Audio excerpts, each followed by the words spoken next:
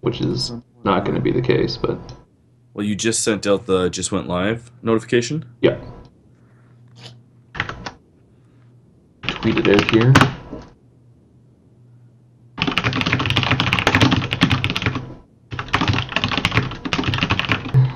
Which is not going to be the case, but God, I can hear myself. Well, you just sent out typing. Yeah, There we go. you're a loud typer. That is true.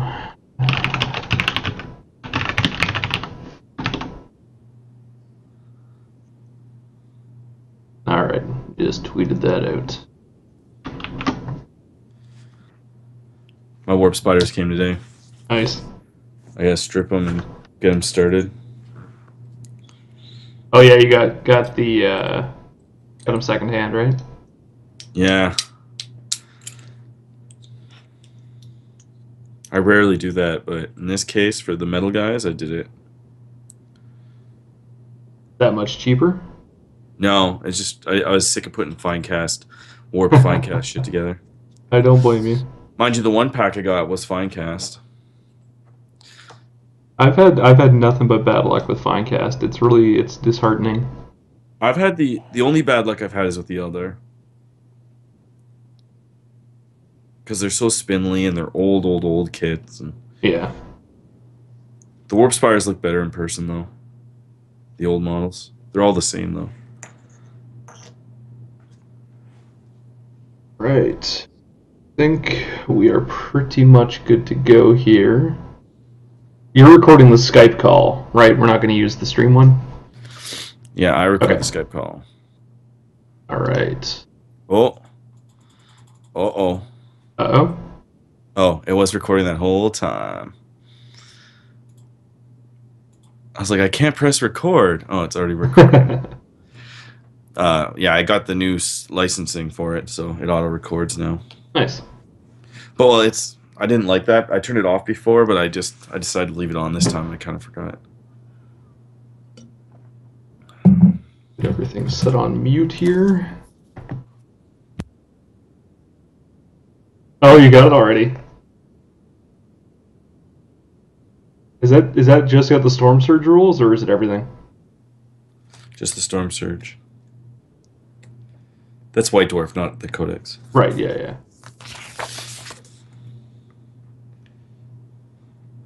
Yeah, Codex isn't out for another 3 weeks or something. This is awesome too. New board game or something? Oh, Zone Mortalis. It's basically a Space Hulk board somebody made. Oh, cool.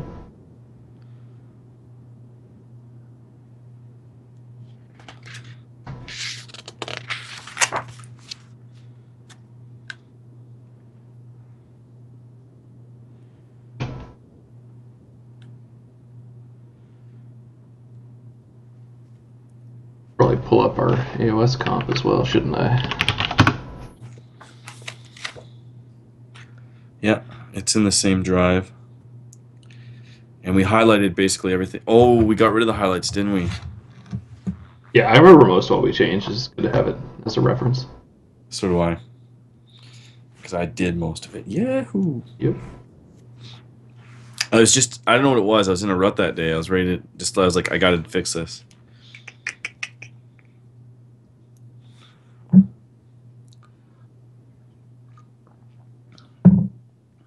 I have a lot of fun doing that comp pack too. I always enjoy like the theory hammer side of things. It's been fun to work on it.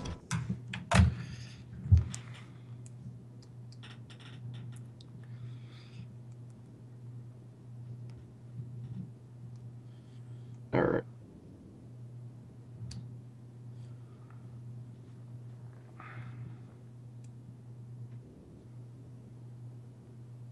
All right, we are good to go live at 8. The stream's already up, but everything is ready to go on my end.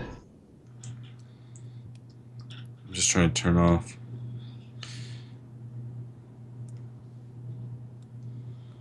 All right.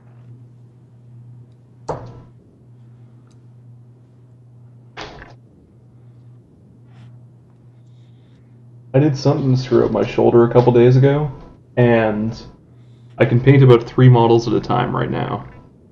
and I have 26 cultists I have to paint by the weekend. Not fun. I think I have 20 done if you need them. I'll get them done. I just need to do like boots and basing, and then they're good to go. Everything else is already done. Finished this fat bastard finally. Sick. Tiny. Fun model. Is Nick going to Ludique? Yeah, and don't think so. I think it's just me and Danny. Oh, are you going to see him before then? I might. If you do and you can grab those scatter lasers, I'd appreciate it. Sure. Oh, speaking of which, this is yours? I've already paid you. Yeah, this is yours. And this is yours. Yeah.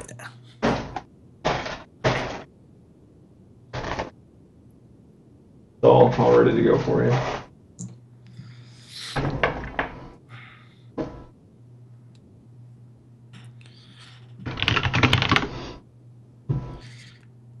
Congratulations, you are the only viewer on the stream. Yeah, that's normal. How many, like, what's the most you've had at one time? 15? Probably somewhere around that, yeah. That's still not bad. It'd be nice to get, like, to news from the front levels. Yeah. Well, someday, we can hope. Just got to get consistent, right? Like, yeah. People look forward to them being on at that time. Then. And what's that other one that they're always on where they talk super gangster? Oh, Forge the Narrative. Yeah. Is that one? Yeah, they're on every Monday night, I think. Yeah. Like, they're pretty regular, and I think they get quite a few. They get a lot of haters for the gangster talk, which is kind of funny because they just tell them to F off, but... Yeah, they've been around for a long time. They're all over all the U.S. tournaments. Everybody knows them, and they're nice dudes. That's why we got to branch into 40K, because that's what we're playing. Yep.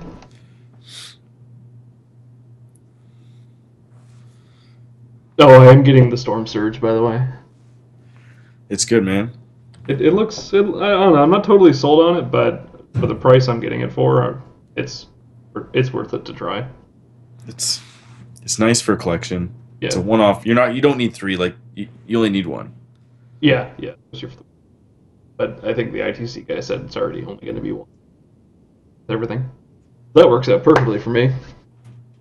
The Ghost Keel looks badass. Looking forward to talking about that. Sick, yeah. It's all you, man. You're the Towaholic in Talktober. Okay. So let me restart the recording.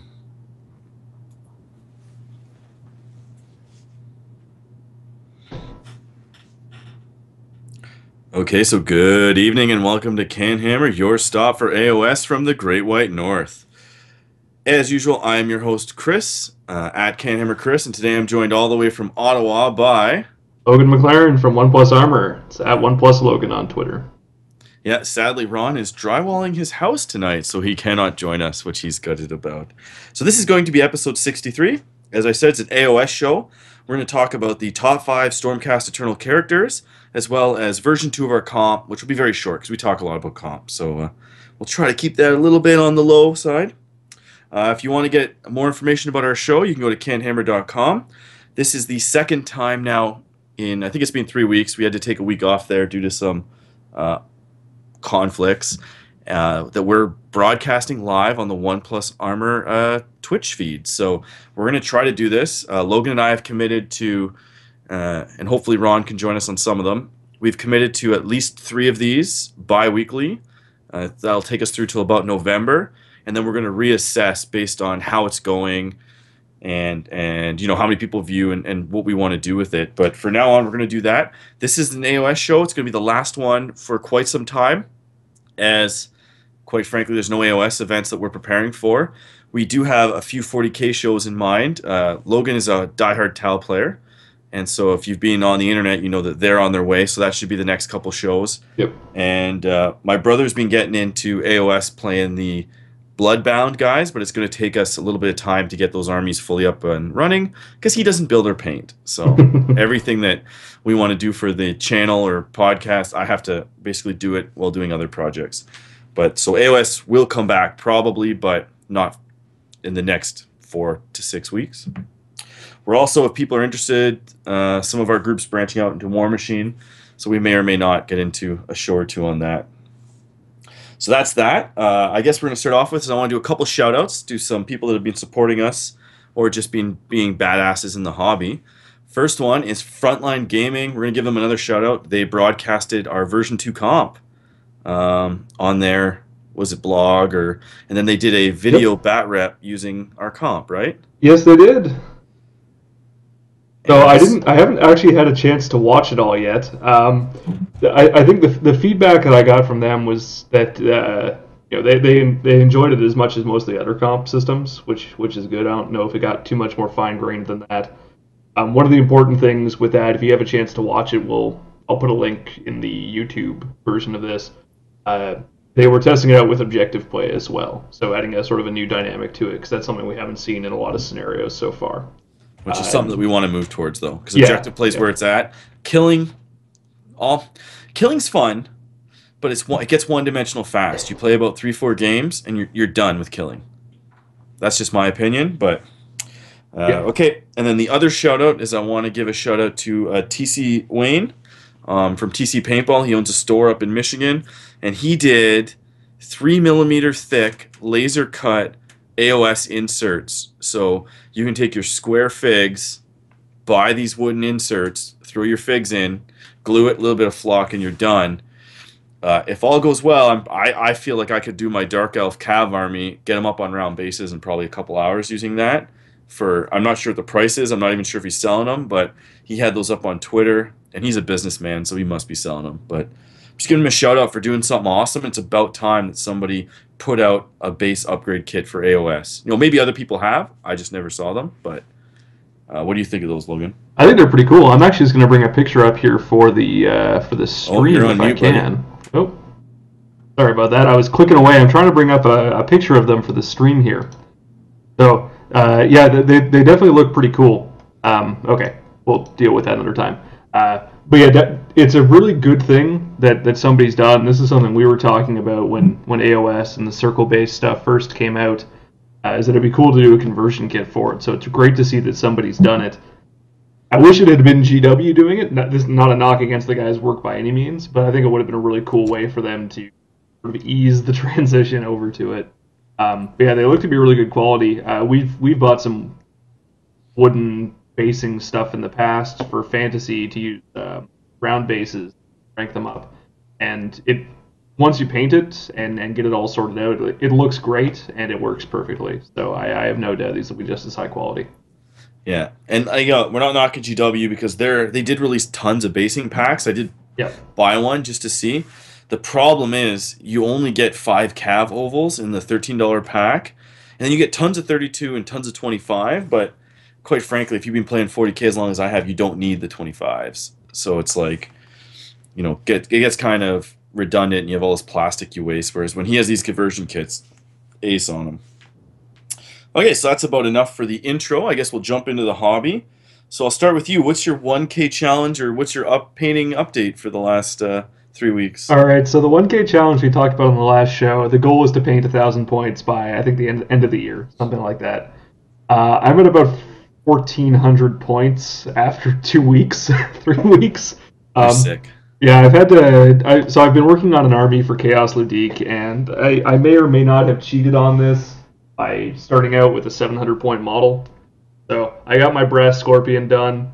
I mean, it's not perfect, but it's tabletop quality for now, so I'm happy with that.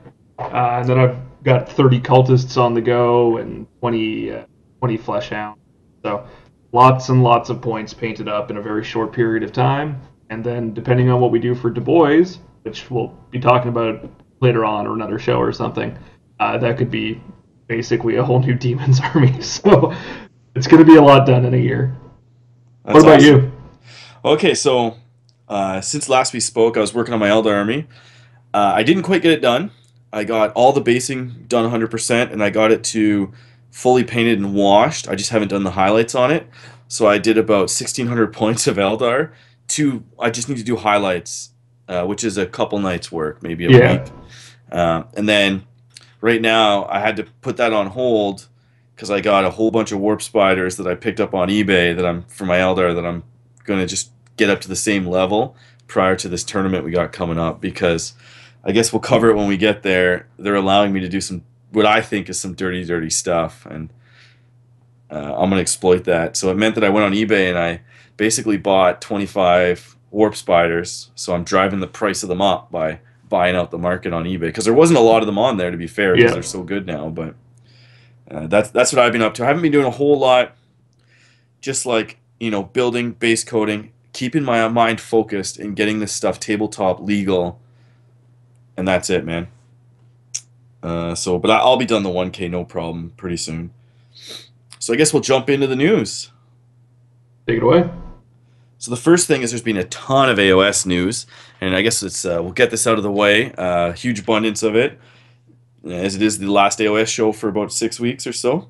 There's been lots of army bundles. GW's releasing a lot of one-click bundles. Yeah, standard stuff. You don't save a lot of money, but you get a whole army together. They released the Khorne Bloodbound and Stormcast Eternal hardcover books with all the rules in it. Now, I'm a little bit mixed on these because they basically are like army books. Now, all the rules for them are free with the app and online, so you don't really need to buy them. But I feel like a lot of their material has been published too often. So, like that Stormcast Eternal book, not everything in it, I don't want to say that, but a good portion of the rules have already been previously published, or some of it. Or they're released on free, so I feel like it's kind of a redundant. It's more of a fluff book, which is cool with some scenarios, but I just find it a little bit a hard pill to swallow, I guess, for what I think you get out of it, because I did not buy that one. I bought the previous ones, and then I found that it was just too redundant. It's like the same stuff. And yes, it's a fluff story, but then the novels from the Black Library are just as good for the fluff. They don't follow the same like general arc. Like the rule books are like a general all-around storyline, but the novels are more specific storylines, but it gives you the same feel for the universe that those books do. So I'm not too sold on those, but if you have them, let us know if you think they're cool. A couple new Stormcast Eternal models. We had the Knights Azros and the Knight Ventor, which are the two new flying Stormcast Eternal characters. These guys are really, really nice looking models. The one guy's got a bow, and he's got like a little bird that's flying around his base, which is really, really nice. A nice effect. So it allows you to paint him like the gold armor and then do like a brightly blue pink bird to kind of pop and bring some life to the character. Knight Ventor is another flying guy with like a lantern. They came out with two new Prosecutor kits, which are the flying Stormcast Eternal guys. You have the ones with hammers and the ones with javelins. And that's about it. They've been releasing a lot of these Stormcast Eternal guys. They also released the Knight Velixor, the Knight, is that how you say it? Vexilor? Vexilor, I guess, yeah. And then the Knight Heraldor, which we'll talk about. We're going to go just breeze over these guys because the show is about Stormcast Eternal characters, and some of these guys will get talked about later. So that's that. They've released just a whole slew of characters, and based on the big hardcover book getting released, I kind of predict that this is it for Stormcast for a while, I'm assuming. Yeah, I think so. All the rumors going into the summer was that there was going to be a bunch of there was the rapid fire 40K stuff at the beginning of the year, and then I guess the assumption was that somebody said, hey, we have to get this AOS stuff out, whether it was we need revenue for this quarter or whatever the hell it was. It all came out pretty much at the same time, and it's been nonstop all summer, which is awesome from a sales perspective because it's the right time to do it because kids are out of school and everything. But it also gave the 40K meta time to catch up Which is awesome. finally That's figure out what's really going on. thing. Yeah. So, but yeah, I think it's starting to dwindle down.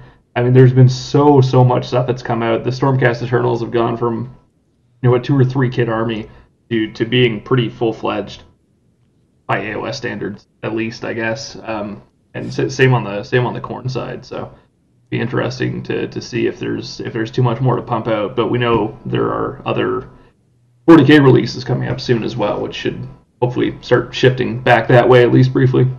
Yeah, and so the one big thing that I want to kind of talk about is we saw it with the with basically the re-release of the Dryads and all that stuff. But they're starting to re-release models on round bases and some of the new rules. So just quickly is they basically took a whole bunch of corn kits and re-released them as the Bloodbound guys. And so the Wrathmongers, which are from the End Times, they got re-released on round bases. And then it's kind of weird. You go in the app and they're now filed under the Corn Bloodbound, or what the Okay. hell's their true name? Not Bloodbound. Why am I saying that wrong? Me and my brother have been working on an army for them right Let's now. check out. They are under, yeah, Corn Bloodbound. Yeah, it is Corn Yeah. Bloodbound. It doesn't sound right off the tongue. Um, I'm just not used to it yet, I guess you could say. So they re-released them. Skylaw and a Corn Lord on Juggernaut both got released on round bases. And the really wicked part about that is you go to the app, and their photo was immediately updated to be on a round base. Now, I don't actually know if they changed the Battle Scroll rules, because I didn't have them memorized from before and I didn't save the old files. But it's like, boom, they re-released the guys, new boxes, new bases on the website, and they basically categorized them. They were never categorized under the Bloodbound faction. They were always under Khorne.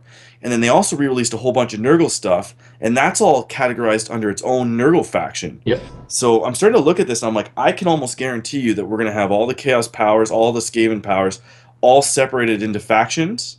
And we're almost going to get like all those you know how everybody wanted sub-army books? Like, I want a Khorne-only book. I think you're going to get that, where there is a Khorne faction, and you can mix and match if you want to, but if you want to run pure, all these lists, like all the Skaven major houses, are all. I'm predicting they're all going to have their own list, and it may be small or big depending on the variety of units they have. But this actually got me super excited when I started really digging into, okay, what's being re-released and how are they keywording it and where are they reclassing it, and it made me be like, wow, they're actually doing this right. They're not just saying, okay, all the Warrior stuff stays in the Warriors. I'm predicting in 2 years that Warriors of Chaos faction or whatever it is will be gone, right? Yeah. And my initial thought on that is, oh no, more things changing. But with the fact that all the rules, at least for individual units, has been free so far, I don't see a downside to that. It's great. I mean, it's not a case where, crap, I need to buy 4 books now for all the different chaos stuff. You get the unique bonuses and whatever they dream up about it, which is pretty good. Pretty good Yeah, setup. the books are optional. Yeah, exactly. But I had to. So what I had to do is I had to drop my OCD. I can't collect AOS books. I just can't. I can't spend that much hobby dollars on it, with the rules being free and me being more of a gamer. Yeah. So I kind of stuck to just buying the novels and more models, right? And that's how I'm able to have a Khorne Bloodbound and Stormcast armies, just by not buying the books, which is kind of crazy. Okay, so then they released a whole bunch of new Khorne Bloodbound guys. They released a Skull Grinder, who's a guy with a flaming rock flail, and a Slaughter Priest, who kind of looks like... I kind of look at him, and I think he's a giant, but he's like human-sized. So I guess I'll quickly go over their rules. Won't take long, and then we'll be done with the AOS news. It's just being a news-heavy month, I guess you could say. So we'll start off with the Slaughter Priest. He's a single model, and he's armed with a Bloodbath Axe, which I thought was super appropriate, because I'm thinking about getting one of these guys for a trophy for Capital City Bloodbath, because he has a Bloodbath Axe. Nice. So he's movement 6, 6 wounds, bravery 8, 5+ save. He has a 2-inch threat range, which is really good, because it means that you can line him behind some of your more survivable warriors, or even like Marauder. They're not Marauders anymore, but well, you can still use Marauders. But he can fight from a second rank of safety with his 2-inch range, 3 attacks, 4+ to hit, 3+ to wound, and damage 2. So he's not amazing damage wise, and he's not really that survivable, but the 2-inch range I thought was kind of huge. Scorn of Sorcery. He can basically unbind a wizard just like a normal wizard. And he has blood-fueled prayers. So in your hero phase, he can basically do magic, except they call it praying to Khorne. So one of his spells is Blood Boil. He can pick an enemy within 16 inches. They suffer d6 mortal wounds. And then the next one is Bloodbind. He can basically target an enemy unit within 16 inches that was not within 3 inches of your own unit. All models in that unit must run as far as possible towards your nearest unit as if it was their movement phase. So you can be like, that one's to me is huge in the game because you can be Yeah, like, okay, that's really you're big. going to move towards me in my hero phase, and then I'm going to move and charge you with everything. Yeah, I'll activate a unit. You can activate that unit. You're going to kill something, and then I'm going to basically pound your Death Star. And I've actually pulled your Death Star because everything's relatively short range in this newer game, and you're basically pulling their Death Star away from their characters and their backline. So if they have like a lot of mages back there buffing, like Chastney does with his Eternal Guard, he buffs them. Well, I've pulled them out of position, maybe even pulled them out of the forest that was keeping them +1 armor, and then I can hit them and take them down. I think that's like, I read that and I went, wow, this guy's a 1+. That yeah, was me, me and my brother just experimenting with these guys. We've been doing most of our work with the Stormcast, but this guy, my brother wants to play, so I might pick him up for his army. And also, the D6 mortal wounds is great. 16 inches, sit back. I don't care that you've buffed your guys. I ignore your armor. D6 them dead. yep. And mortal wounds are probably the big thing in AOS now. It's kind of weird. At first, nobody said anything about it, but it is. It's the big deal because everybody has 1+ saves.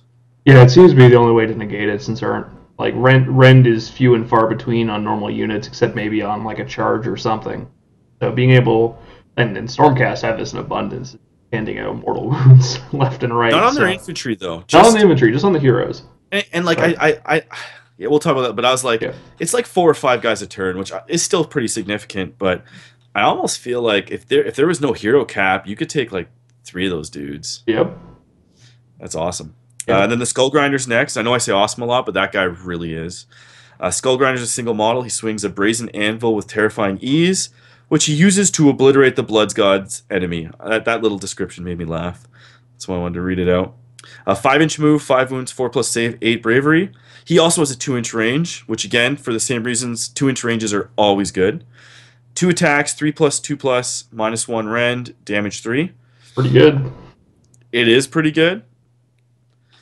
What am I kidding? It's I wouldn't say it's the most hitty thing around, but for 5-wound character, that's pretty hitty. Yeah, for AOS, yeah, hitting on threes, winning on twos is really big. Rend 1 is the only thing that I'm like, oh, so many guys are getting like 4-up saves or 3-up saves versus you, man. Yeah, or I mean, a lot of stuff just ignores the rend as well, right?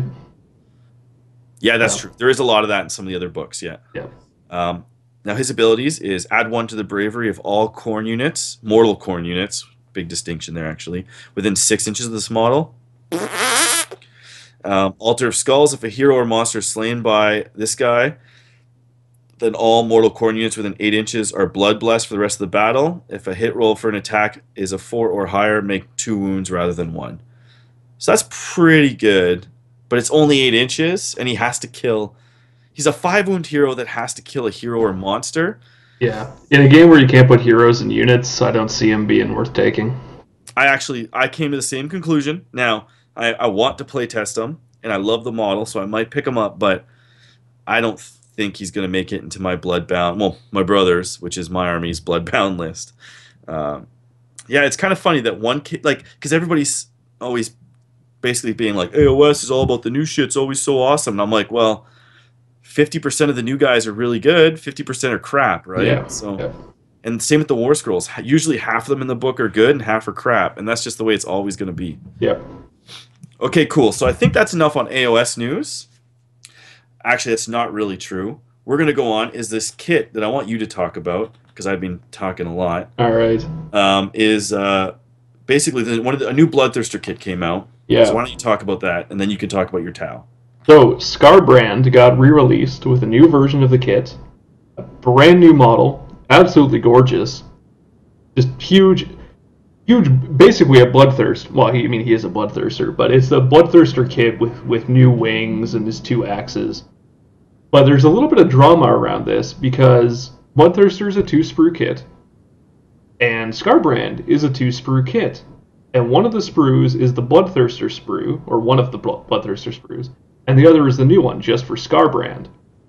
But at the same time, it's like, what, $40 more? For one, like, a difference of axes and the wings. It's really strange. Like the model's not any bigger. It's not any more crazy and dynamic. You're basically paying an extra $40 for the fact that it's a special character. And the kicker is he's actually pretty good in Age of Sigmar, but he's garbage in 40k. For So now. I mean, this seems to for now. Yeah, I mean, we'll see if that changes, but wouldn't count on it.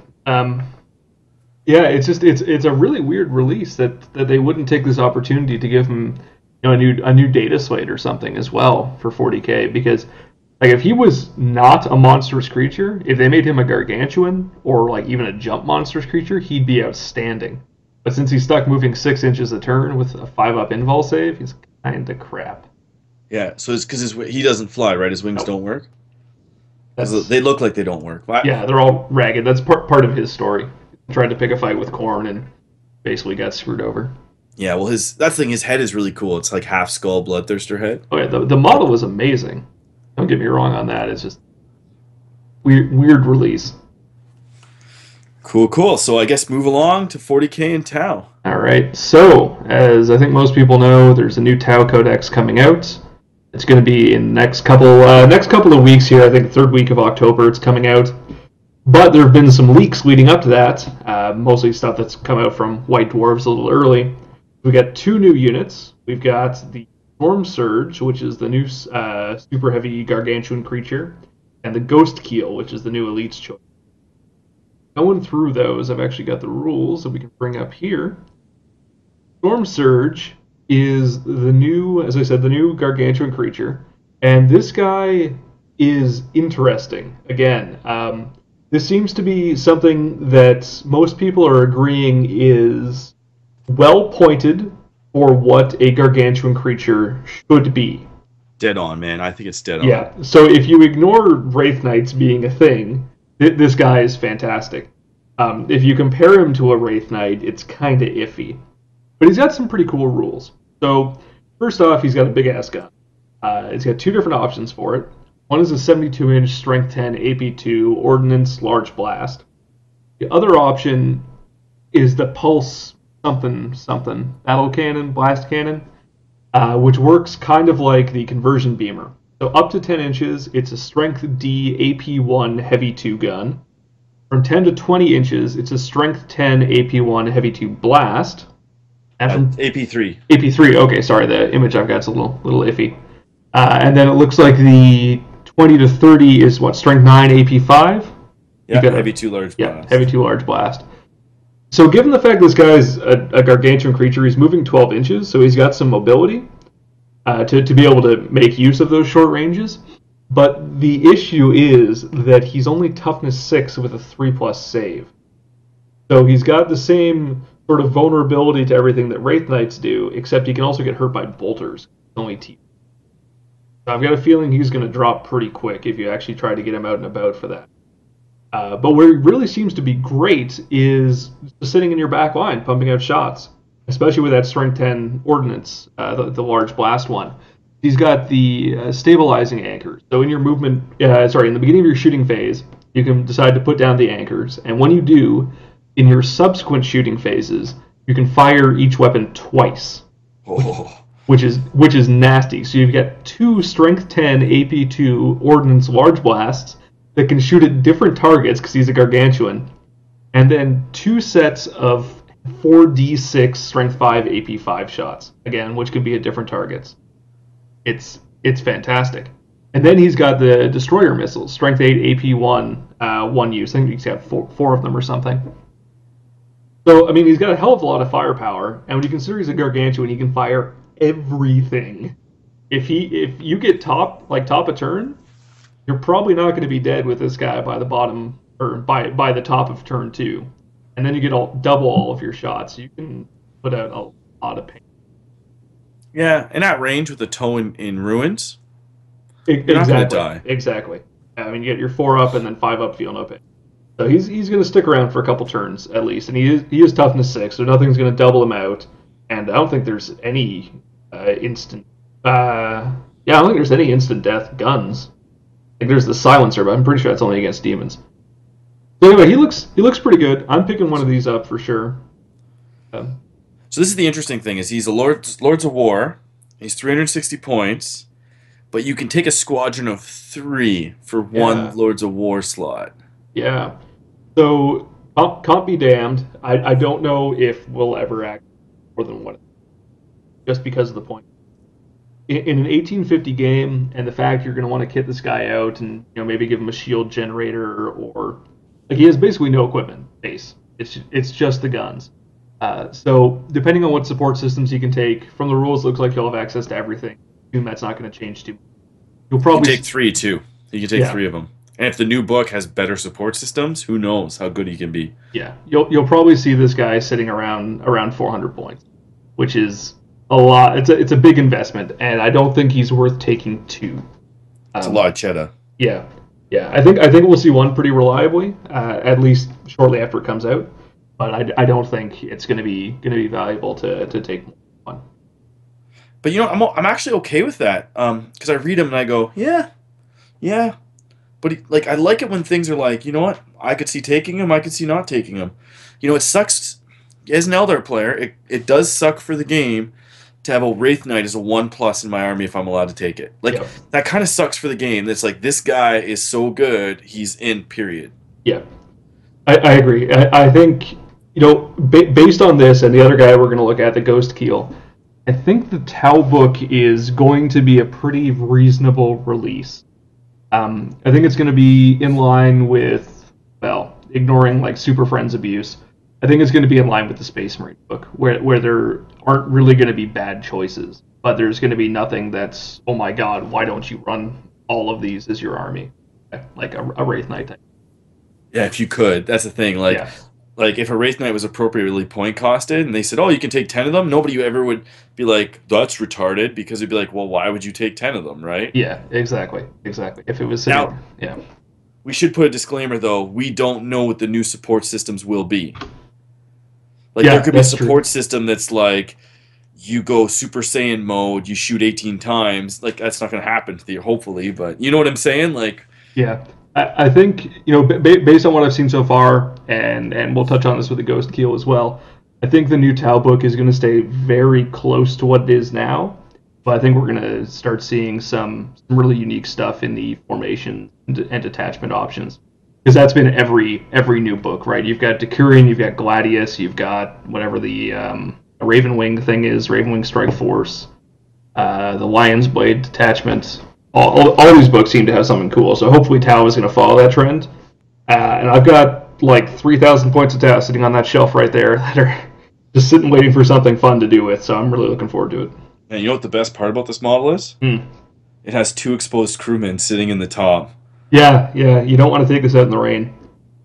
That's awesome. I know, I saw that and I was like, it makes sense. It's kind of open top. The thing still has a head where obviously the driver's in. So yeah, you throw a grenade in there, they're dead. But it looks like it has 2 some kind of artillery observers sitting in the top. Yeah, which of course has fueled all the rage that this is a gargantuan creature and not a super heavy walker. But that's a discussion for another time. Cool. So what's the next Tau stuff? The next one is the Ghost Keel, and I don't have a picture of this guy up. I can, Google it, you'll find it. It's everywhere now. This guy seems to be sort of not a replacement, but another option for stealth suits or crisis suits. He's sort of a mix of the two. So we've got a Strength 6, Toughness 5, 4-wound jetpack monstrous creature.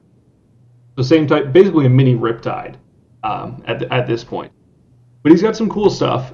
He's got a Fusion Collider, which is 18-inch blast, Salt 1 Melta, which is great. I mean, 18-inch Melta is amazing. Why not make it blast so it actually hits pretty reliably on BS3? Nothing wrong with that. Nope. But he has got some really cool rules. So he's got the Battle Suit, which is just 3-up with multi-tracker, Black Sun filter. Nothing fancy there. But he's got the Ghost Keel Electro Warfare Suite. Now, this doubles his cover saves if he is more than 12 inches away from something. Doubles cover saves from stealth or shrouded. So he has stealth to begin with. So because of that, he's got sitting on a 5-up against anything that's more than 12 inches away. But as long as one of his stealth drones is alive, he also gets shrouded. So if you're more than 12 inches away from this guy, he's sitting on a 2-up cover save at all times, even right out in the open, which is pretty crazy. And even if those things die, if he's got toe in cover, he's still like in ruins. He's still sitting on a 2-up. It's really, really strong. And ironically, I mean, the only huge counter to this is more Tau. So Yeah. I mean, that's assuming they keep marker lights the same way, which is better. I love my marker lights. It's funny how the game's going to super survivable. I don't know if you like. It just feels that way. Yeah, a lot of it seems to be that way, especially like we saw this at Nova, we saw it at Bloodbath. Especially when you take super heavies out of the mix, you basically wind up with two armies on the table that don't kill each other and use Vi for position, which a lot of people find to be super boring. I think it's really fun to watch. Yeah, I agree. I think it's really fun. I think letting players have a lot of like stuff still alive till turn 5 or 6 is great. If so, I know Nova didn't get recorded, and I'll just touch on this really quickly. But if somebody did record it and it's posted up somewhere, watch the final or one of the final games. It was Nick Nonavati against Aaron Along. Aaron was running a like Ravenwing, Space Wolf, Librarian, Death Star, basically the same thing we saw at Bloodbath. But it also automatically passes hit and run because of Samael, and it gets 4d6. And Nick just did some amazing play, which, of course, nothing died in the combat. He lost, like, 2 wounds off a plague drone or something. Nothing happened. But when Aaron went to hit and run, he got blocked off from every possible angle because of how Nick had summoned stuff and run it to encircle him. So it was a really, really cool play. Yeah. So if you get a chance, take a look at that. But anyway, back to the Ghost Kill here. The other thing he's got is the Hollow Photon countermeasures. So once per game, in an enemy shooting phase, any model that has this can use it. And the targeting system, so the rule reads, a model equipped with the Hollow Photon countermeasures can disrupt the targeting system used by one enemy unit that is targeting it or the unit it belongs to. Declare that the unit will use this after the enemy unit has chosen as a target, but before any hit rolls are made. That enemy can only make snapshots in that shooting phase. So, this is important wording. Use it, but before any to hit rolls are made, the enemy unit can only make snapshots in that shooting phase. It does not say can only make snapshots at that unit in the shooting phase. So if you're sitting up against that Wraith Knight or Super Heavy or anything that can fire multiple targets, doesn't matter. If it chooses you, you can make it snap fire everything, which is crazy. Especially when you also consider you can have 3 of these guys in this unit. You can do this 3 times a game. Mind you, people just aren't going to target them. Yeah, well, that's great though because these guys are jumping around, melting everything. It's an ultra survivable unit, which I think is really cool. Because that's one of the things that Tau doesn't really have in abundance outside of the Riptide, and even then with Grav, it's iffy. So having this thing that can have this level of survivability and sort of punish somebody for attacking it, I think is really cool. I agree. I like that kind of. That's kind of like the Warp Spider thing when they came up with, right? You shoot them, they run away. So you're like, well, if I shoot him, he goes behind that wall. I do no damage, so I just won't shoot him. But then I'm like, yeah, you're not shooting my Warp Spiders, dude. Yeah, exactly. It's damned if you do, damned if you don't kind of thing. Yeah, you have to play smarter, right? You have to get in a position where you're like, well, I got these really crappy fire warriors. They're gonna shoot you. Yeah, exactly. You're gonna waste your ability on them, or are they just gonna shoot you? Yeah, you have to play smart with them. Now these guys, if I remember correctly, let's see, they're 130 points each, and that's for the suit and 2 of the stealth drones. For other options, as I said, you can get 2 more of them for 130 points. You can trade in your fusion gun for a cyclic ion raker, which is I don't know why you ever would. It's strength 7, AP 4, assault 6, or strength 8, AP 4. Large blast gets hot. It's not worth it, I don't think. Unless you struggle with like armor, maybe I could see if you're finding that a struggle. But you got the Riptides to deal with that, right? Well, you got the Riptides to deal with large quantities of units. They've got the big blast or the burst cannon for tons of shots, and that just rips through units with crappy armor or reasonable toughness. But these guys, I think, are going to fill the role that Crisis suits had for the most part, which is just deep strike because they're jetpacks, so they can deep strike too. Is you basically just drop these guys in and if they're near a homing beacon or whatever the Tau equivalent is, they're not going to scatter. You blow something up, and then you jump into cover, and you're basically invincible. Yeah, that's good. Yeah, whereas right now, if you want to do that, you're dumping 100+ points on Shadow Sun. Then you're getting these crisis suits that fall over if a light breeze touches them. So it fills what I think is the only hole in the army. I mean, apart from obviously getting run over by Death Stars, but there's other stuff that's hopefully going to help with that. Yeah. Maybe they'll have some new stuff. But yeah, that's very cool, man. That's good for the Tau. And I hope that they're not OP, but I hope they're not crap either, because we want them to sell models and we want them to be competitive again. Yeah, and for anybody who plays, I guess a disclaimer, for anybody who plays 40k in sort of a more casual setting, Tau are like the bane of everyone's existence, right? You got your marker lights, you've got so much high strength, long range shooting that's just wiping everything off the table. Tau right now at high level competitive play are pretty garbage. They've been sitting at like DSM levels of win rates in ITC.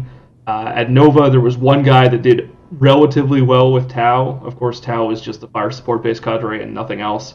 And once he actually had to face a Death Star army, he got tabled. And so they're not in a great place against a lot of current armies. But I'm hoping some new units come for them. But either way, they're still fun as hell to play. That's really good stuff. So I guess we'll move on to the events. So the first upcoming events is we have Chaos Ludique, which is, it's not really called that anymore, right? It's the ND Freak Show. Yeah, I think Chaos Ludique is part of the ND Freak Show, or the other way around. The website is Chaos Ludique. That's the tournament I paid for. So that's why I call it that. But I think it's like that's the War Machine side, is it? Or okay, yeah, maybe something like that. But anyway, so they big news out there, right? They go, okay, we're gonna do 9th Age. Which, for anybody that doesn't know, that's the new 8th edition, where these guys in Sweden and Poland, I guess, ETC-style guys, they went and they mix-matched 8th edition to be, like, new, but it's basically a plagiarized version of 8th edition with a few tweaks, passed off as a new game. Chris doesn't like it, you can tell. No, I do like it in the sense that it's 8th edition with comp. Don't call it 9th Age. Yeah. It's comped 8th edition, right? Like, let's be honest. Like, don't treat it as a brand new game that you invented. And maybe they aren't, really. Maybe that's just me being a little pissy jerk. But it's basically 8th edition with comp. And it's great, right? But who wants to play 8th edition anymore? Yeah, I think, I don't think they're trying to pass it off and let's not dwell on this for too long because we got a bunch of other stuff to talk about. I don't think it's necessarily trying to be passed off as that, but I think the rules changes have been good. They have changed actually a pretty significant amount of stuff in it. But yeah, it is basically a revised version of 8th. It's what Warhammer 9th edition would have been if they had kept with it, I presume. It seems to keep all that same stuff. But I mean, it passed overwhelmingly for ETC, so at least it'll get a trial run there. But I don't think it's sustainable for the hobby in any form. So that's what I was saying. I do like it because obviously I loved 8th edition. It was the best edition of Warhammer that I ever played. But it's like you're doing I feel like they're building a game for ETC. Yeah. That's going to be ETC players playing it, and like, how are you ever going to get new players in? I would have preferred Kings of War or AOS. Like, yeah, exactly. I would have personally. The selfish Chris would prefer AOS because that's the game that I play. But Kings of War, at least Mantic would have supported them, right? Yeah. Yeah, I think in the next couple of years we'll either see AOS come out of the awkward pimply teenage phase, meet a girl and grow up and become a functioning human being, or we're going to see Kings of War just absolutely explode. Yeah, one of the two is going to explode. That market needs one of those. And either way, we all win. So I actually think Kings of War is going to explode either way. Personally, I think it's just that style. I think it's just like people need that square game, right? Yeah. So, but anyway, so the ETC passes 9th Age. A lot of people don't even know what 9th Age is, but so Chaos Ludique basically said, we're going to run 9th Age, we're going to run AOS. And I wanted them to run AOS because I said, you're going to run a 9th Age tournament this year, and you're going to get 10 people, and then next year you're going to get 8, and then you're going to get 6. Whereas if you run an AOS tournament, you have a chance to get 12, 14, 16. You know, and I even told them, I said, guys, it's Thanksgiving weekend. I probably can't go Saturday, but I will push for it if you run an AOS tournament, just because I want to support AOS in our community. And they ended up going. They had like what 8 guys for AOS, 8 for Something ninth like that. age, Yeah. but none of the ninth age guys would play AOS, whereas 2 of the AOS guys would play ninth age. So they ended up canceling the AOS tournament. So I'm not going Saturday because of that. It's not that I hate the game; it's just that I see no future in it, so I don't want to play it. And that's that. So that's Chaos League. It's Thanksgiving weekend in Canada, which is this coming weekend. You're playing in the 40k doubles and 40k singles, correct? Yes, sir, I am. Danny from One Plus Armor is going as well. He's my doubles partner, and then he's playing in War Machine singles, whatever the 35-point tournament is on Sunday. Yeah, so they run full War Machine tournaments both days. They run ninth age both days, or is it just no? It's just the singles on the Saturday. Just the singles, yeah. And I think one thing we should know, because that was a little bit of a negative overview of how things are going, the guys that are running this event put on just fantastic events. Oh yeah, I Whether didn't mean to be negative. This event's awesome. They supply you with great food. It's in an officer's mess. It's in Montreal. Like, it's a wonderful event. Yes, I am jaded because they canceled my game. Yeah. But yeah, I mean, if you have a chance to come out to any of the events that Northern Defenders run, whether it's this or ND Open or the monthly stuff, highly recommend. Yeah, I've been to both days for like 3 years now, and now it's like I can only go for one day. Oh. Okay, next event coming up is we have the Du Bois GT, which is, we talked about last show. It is a Highlander event for 40k, and it's got AOS and is it 8th edition? Yeah, they're running edition. 8th. Yeah. They didn't go with 9th age. I should know that. But anyway, check it out. We talked about it on the last show, so we won't dwell on it. But that's coming up in November. Search for Du Bois GT in Google, and you get all the information you need. It's an absolutely awesome tournament. And then I'll hand it over to Logan to talk about P&P. Yeah, so we've got another 40k tournament coming up that One Plus Armor is running. This one is called Power Fists and Psychers 2 Electric Boogaloo. So we're going to be running another 1850 full 100% ITC event. So bring out your super heavies. Bring them out to play. We want to see them on the table. Is that ranked? It is ranked, yes. If it's an ITC event, it is ranked. So if you want to fly out from Edmonton again, Wes, we'd love to have you, but I wouldn't recommend it. It's a 16-man event right now. We've got, I think, a 10-person waiting list or something ridiculous. We are probably going to expand it. We just need to make sure that we haven't. So we're running this one at Multi-Zone in Gatineau, so just across the river from Ottawa. It's owned by the same guys that run FDB, where we had the last tournament, but the venue's about double the size. So it should be much better. They just ran an 80-person Friday Night Magic thing there and had space to spare. So I don't think there's going to be a problem for space for us, which is really good. All the info for that one is on our site at oneplusarmor.com, so check it out. That's the number oneplusarmor.com. It's November 21st. It is just a one-day event, and it's 2-hour, 15-minute rounds, so it is a little tight, but that was the only way we could fit it in one day without running really late into even then, like an 8:30 to kind of thing. So check it out. We are looking to do a 2-day after that, assuming this goes relatively well, but it's still a matter.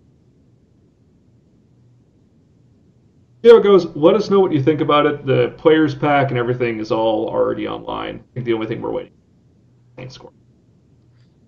Yeah, you can't go wrong with ITC. It's basically the standard nowadays. Yep. Cool. So that's it for events. So now we're going to take a quick break, and we'll be right back to talk about AOS. Falchions and Enchantments.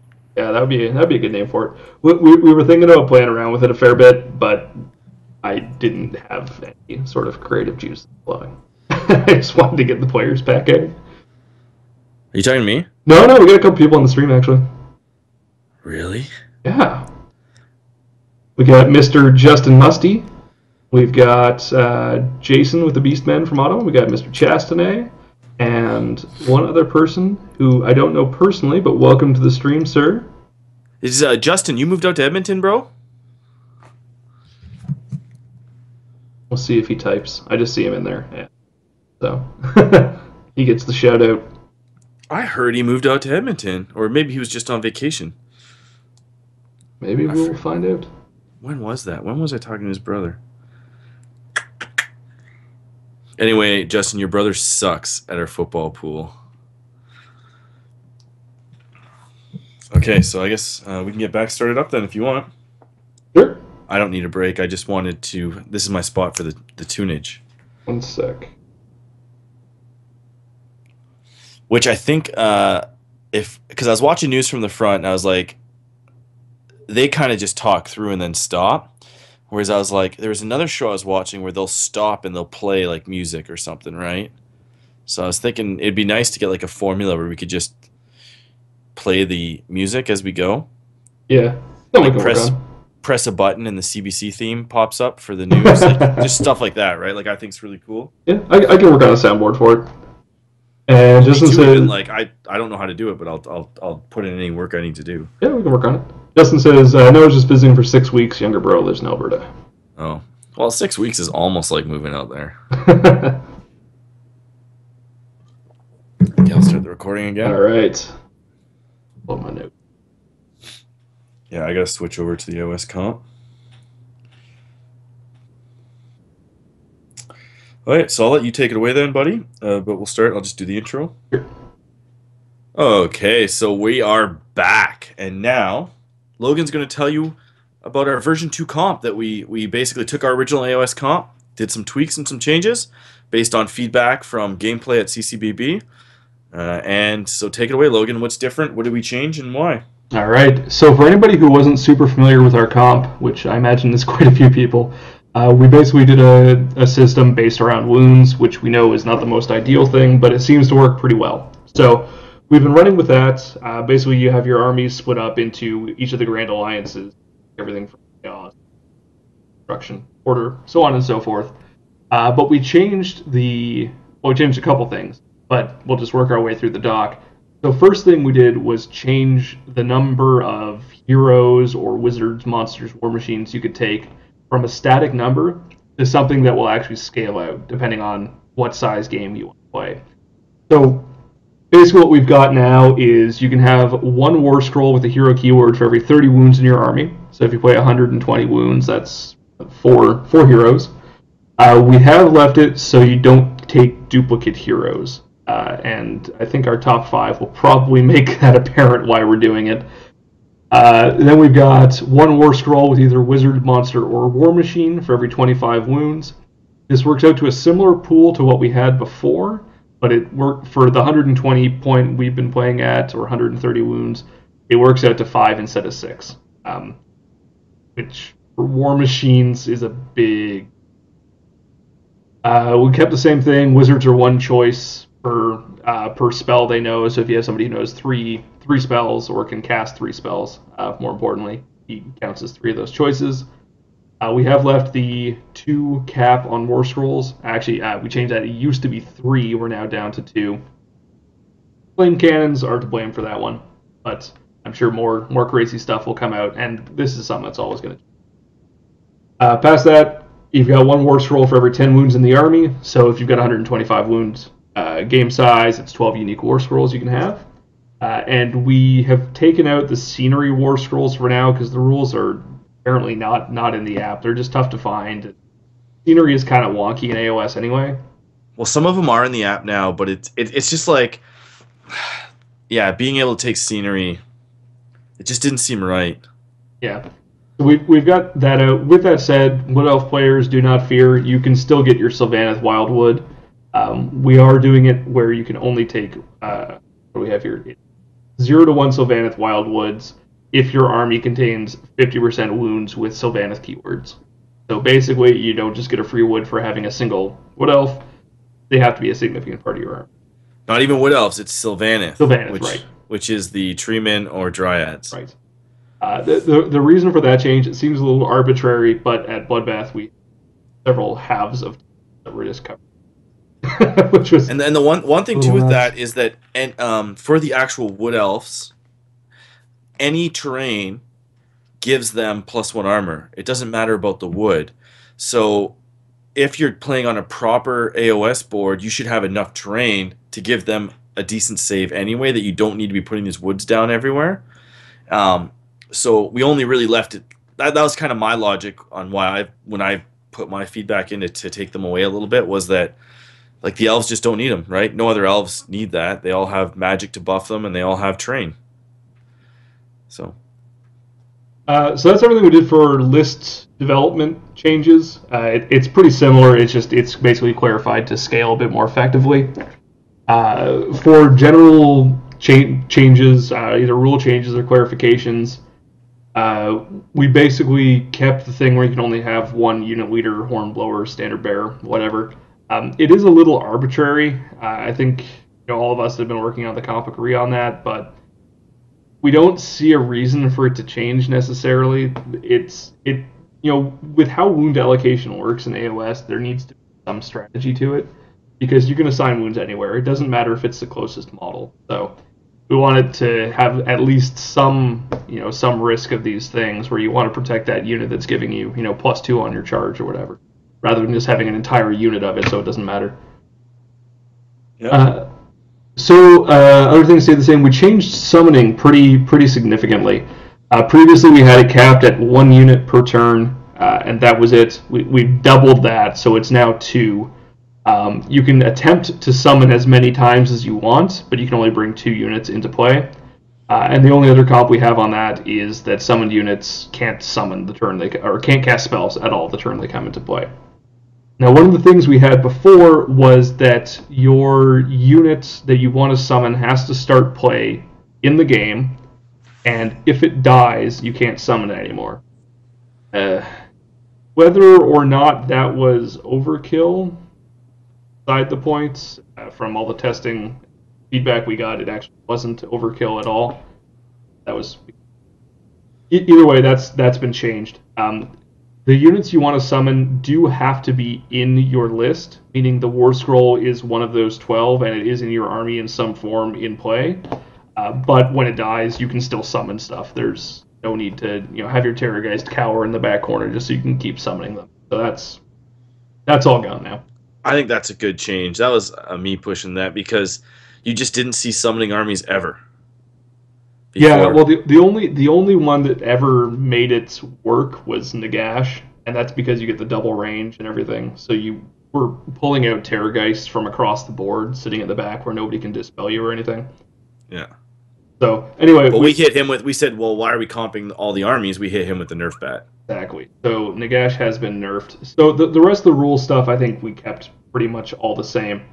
It's all just clarifications. One thing we did add... The other big one I want to mention is that summoned units with keywords count towards your keyword limit on the board.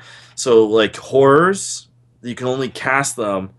Like, you only have so many wizards on the board at one time, so it encourages people to summon more bloodletters and plague bearers as opposed to just purely summoning horrors. Yeah, so because you can only have 2 of any unit in play at the same time, if you do want to have those 2 Terrorgeists, you can't summon any more past 2, but if one or both of them die, you're more than welcome to bring 2 of them back up.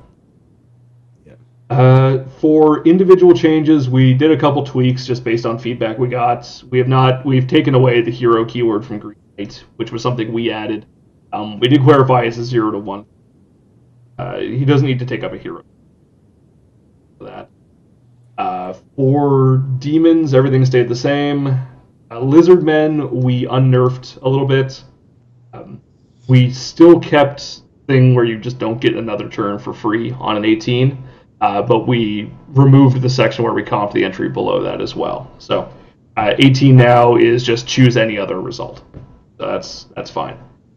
Nagash, on the other hand, we did change pretty extensively. So previously, he was, I think, 5 out of the 6 choices or something, so you could still have him and a Terrorgeist, which was an oversight. So yeah. He's been changed. He's now 8 choices. So if you want to play this guy, he is all of your choices in a 200 wound game. So you need to be playing a big game, and that, I think, fits in line with how he was designed to be used, and it sort of fits with where he should have been in Fantasy as well. So... pardon me, by fantasy I mean 8th edition, where he was 1,000 points, so you'd have to be playing a huge game anyway, apart from the Lords and Heroes changes. So that's been done, so you're not going to see him on the table anymore, and that allowed us to loosen up summoning to be a bit more permissive, which should be good and fun. Yeah, and then the most important thing we added was Appendix 3, future plans and upgrades. So there's things that we talk about behind the scenes that we want to add to the comp pack, but we just haven't had enough time to play test, or like we tried to word it, but we just couldn't play test it basically. And so we wrote this section in the back, which basically allows you guys to see things that we want to do, but we're not going to put them in our version 2 because they're not untested. So one of the big ones is that we were considering adding a 20% wound sideboard to basically allow you to customize your army during deployment. And there's a whole bunch of other things that you can read when you check out the document and give us feedback on. I think that that's very important for people to test out at home, because we might test them out and miss something, and it's just good to have more people test it. Yeah, definitely. I mean, we can only play so many games, and right now Chris and I are big on 40K, so it's definitely something where community feedback is going to be valuable. Yeah. I am very much on board with the sideboard idea, so if people want to check that out, please let us know what your thoughts are. I see in the chat here we already have some very positive feedback for it. But it seems like a cool thing, because with how the comp's working, it seems there is some rock, paper, scissors to it, and there always has been in Warhammer, and there definitely is in 40K, and even in the games that are heralded as the pinnacle of competition, like War Machine or Magic the Gathering. War Machine, you have a complete second army you can take, and in Magic, you've got your 15-card sideboard. So I think this is going to be a pretty good thing. Yeah, and that's the problem too. Is my test games aren't as competitive as I used to be. So right now I'm playing 40K super competitive, and my AOS games are more playing AOS. So I'm not really breaking things like I used to, or taking the abusive spam. So that's kind of it's actually hard for me to test it out because I'm kind of a fluff gamer now. So. How the mighty have fallen, Chris. I know.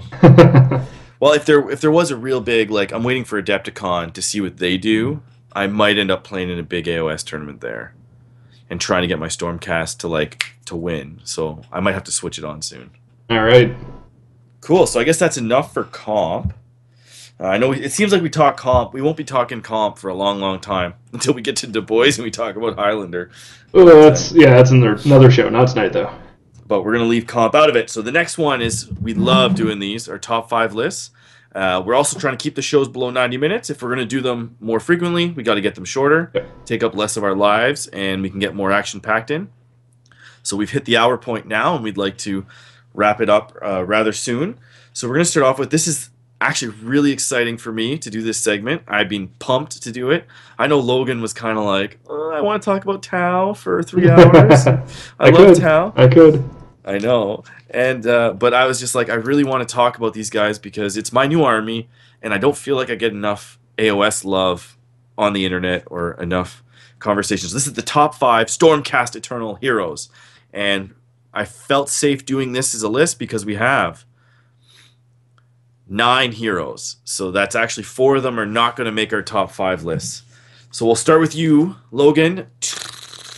Number 5 in your top 5 Stormcast Eternal heroes is? All right. So the other thing to note is, of course, you can have 5 heroes in our comp at 125. So perfect number. These are the 5 heroes you want to take. So my number 5 on the list is the Knight Venator. So this guy, in my opinion, is sort of the worst of the best.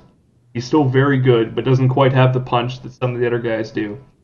So this is the guy that's got the Realm Hunter bow and the bird that we were talking about earlier. Really? You like this guy? I like this guy. Oh, he's so gross. I hate him. I like him. I think because of his range, which is 30 inches, which is actually really, really long in Age of Sigmar, he can just sit at the back, screened by another unit, and pick off heroes from across the table. He's got 3 shots that hit on 2s, wound on 3s, and have rend. Then he's got his bird that has 3 attacks. It hits on 4s, mind you. Wounds on 3s. But if the wound roll for the bird is 6 or more, it's a -3 rend. So he's got the ability... If you've got a 5-wound model sitting on the other side of the table, this guy can pick it off. Then he's got his Star-Fated arrow. So keep in mind this guy hits on 2s, right? Once per battle in your shooting phase, he's going to use this. He makes 1 attack with it rather than 3.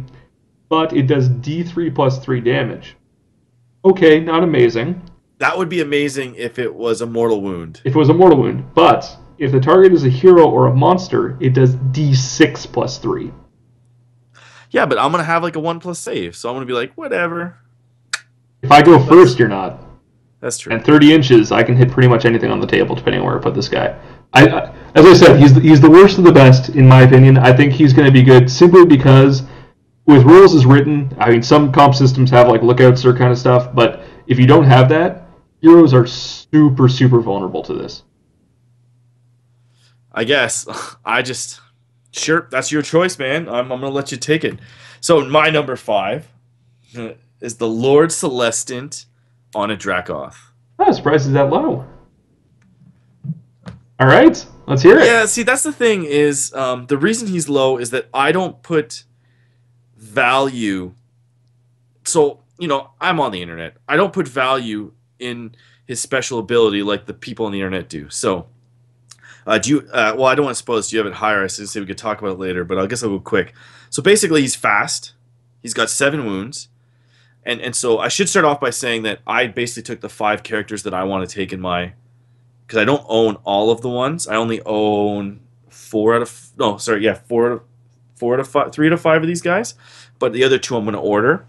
But these are basically what I put in my army list. So that's why I took them.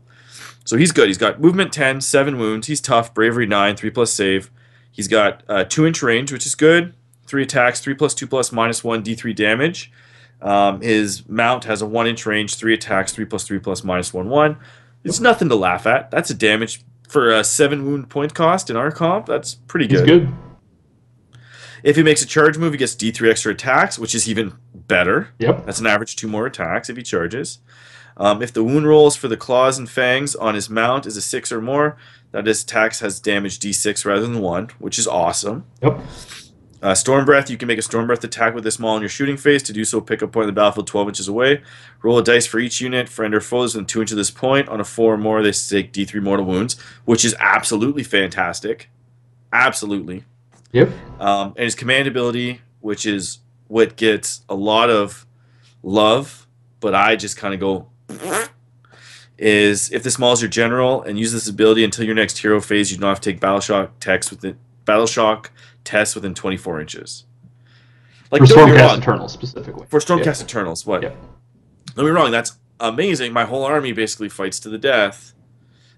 But I don't feel that I should be in positions that I'm losing that badly that this command benefit matters. You know what I'm saying? I suppose. I mean, the other thing you have to keep in mind, if you're playing it where you've got the potential for double turns, you're going up against something like Ogres, where they can take out a huge chunk of your models. -2 rend, 3 wounds, a swing kind of thing. Yeah. It's a good insurance policy. Well, don't forget, he's a 1+. Like, he's in my army. Like, yeah. Maybe that's because I play them. Maybe I'm a little bit skewed with the rankings just because I take him. He just doesn't do as much as some of the other characters do for me. But I still take... Like, he's a 1... You have to have him in your army. Yeah. Yeah, like, there's maybe other characters that I think are better than him. But I might take... so that means my list might be wrong. But no, I'm gonna stand where he is at 5. I think right. so. Okay, so what's your number 4? Number 4. Number 4 for me is the Lord Relictor. Oh, and me too. All right, well this will be a quick one then. So for the Lord Relictor, 5 wounds, 4-inch move, 3+ save. He's okay in combat. Well, he's pretty damn good actually, but by Stormcast Eternal he's okay. 4 attacks, 3+, 3+, -1 and damage. But he's got some really cool abilities. So he's got Lightning Storm. In your hero phase, declare he's praying for Lightning Storm. Pick an enemy unit within 12 inches. On a 3+, that unit takes D3 mortal wounds, and that unit gets -1 to hit until your next. Gold. Yeah, really nice debuff. The other ability he has is Healing Storm, so you can only use one of these per turn, but they're not one use. So Healing Storm, in your hero phase, you can say he's praying for this, blah, blah, blah. Pick a friendly model with Stormcast Eternal keywords within 12 inches of your Relictor, roll a die. On a 3+, you can heal D3 wounds that have been suffered by that model. So this guy can keep your other heroes alive, or your multi-wound models, whatever it is, can buff them up, which makes heroes less vulnerable. And as you mentioned earlier, if you're stacking stacking extra armor saves on them and whatnot, you can make your heroes damn near invincible if they don't just get picked off in one shot. Yeah, it's cool. Problem with both those things is the range. That's why he's maybe down at 4 for Yeah. me. Because the first lightning storm, the D3 mortal wounds is just icing on the cake, right? The -1 to hit is huge, but even then, like you talk about these people making a really, I'm not going to call them Death Stars, but they'll stack a unit. Like my Dark Elves, I have my Executioners. They're really good, really good. But like you buff them, you take the Warlocks, +1 armor on everybody, and you're like, wow, boom, D3, those guys are gone, -1 to hit. Now you know, I know a lot of people don't like them, but I like taking the basic infantry with the shield, get him a 2+ save, rerolling ones, and then I just live, right? Yep. Hold objectives. So he's really, really good. But one of the disadvantages is that the Stormcast Eternal Army has a lot of movement and teleportation, and with his 12-inch range and the fact that he generally won't be within some of these teleporting bubbles, he kind of gets left out. I kind of picture him sitting back with 3 units of 5 archers, kind of keeping them alive. Does that make, like, you know what I mean? Like, Yeah, I see that, or some other hero that you can use as support from backline. Because let's face it, the Celestant Prime and the Dracoth, they aren't going to be near you. No. They're going to be on the other side of the board after turn 1. Yeah, but I really like it. I'm like, now I can have 3 units of 5 archers hold, let's say it's a 6 objective game, hold 3 objectives, and this guy can basically bump around in the forests and keep my units going. And if you're shooting him, well, screw it, I'm shooting you, right? Like, yeah, exactly. Cool. So that's number 4. So number 3, Logan. All right, my number 3 we talked about from you earlier is the Lord Celestant on Dracoth. Pretty much all the same reasons. This guy is a beast in close combat. So many attacks, great rend, just pumps out a huge amount of damage. Can do ranged mortal wounds just like so many of these heroes can, which is great for softening stuff up. And I don't know, I'm big on the command ability.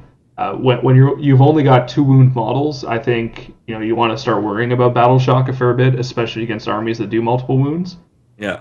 Because if you do lose those things on battle shock tests, it really starts to add up. But I think it's great, especially the 24-inch bubble. You're covering 3/4 of the board with it, basically.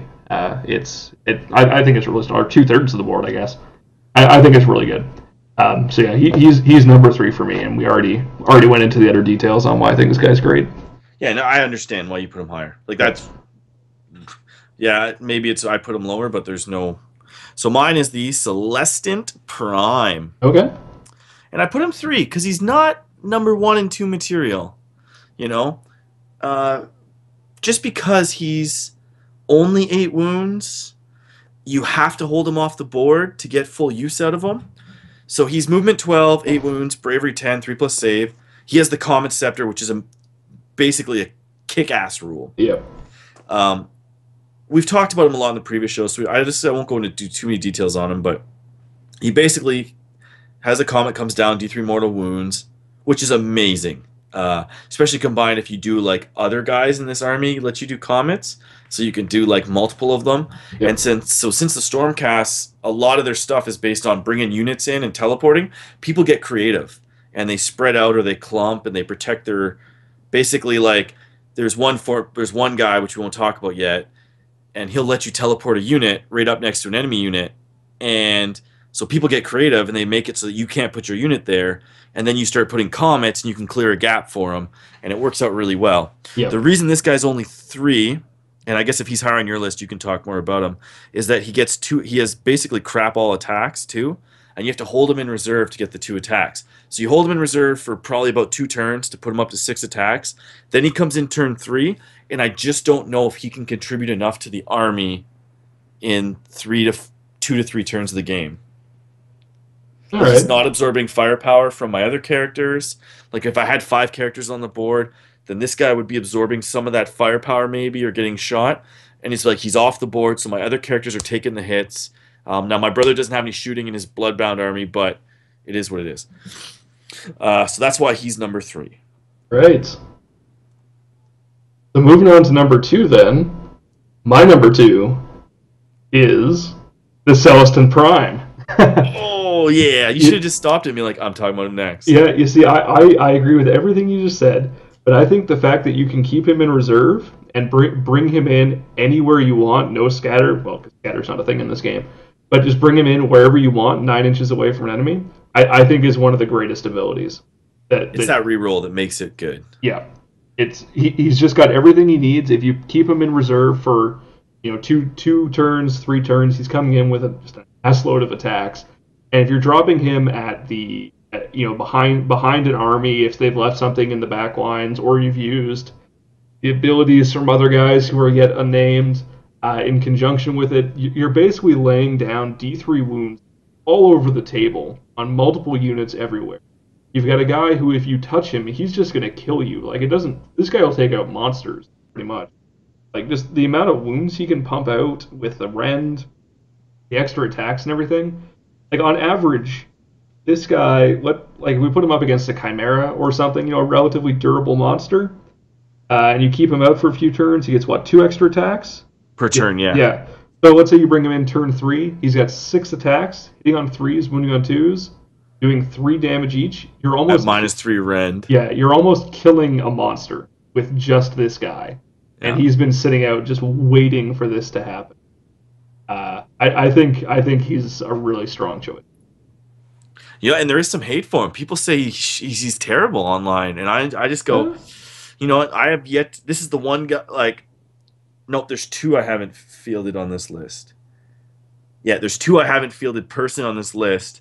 The other 3 I have, and I think this guy's good, man. I don't know, because I look at him like he does more than the stuff that I have fielded. So yep. He's definitely better than the regular Lord Celestant, right? Yeah, oh, definitely. So, cool. So I guess we'll go to my number 2. Yeah.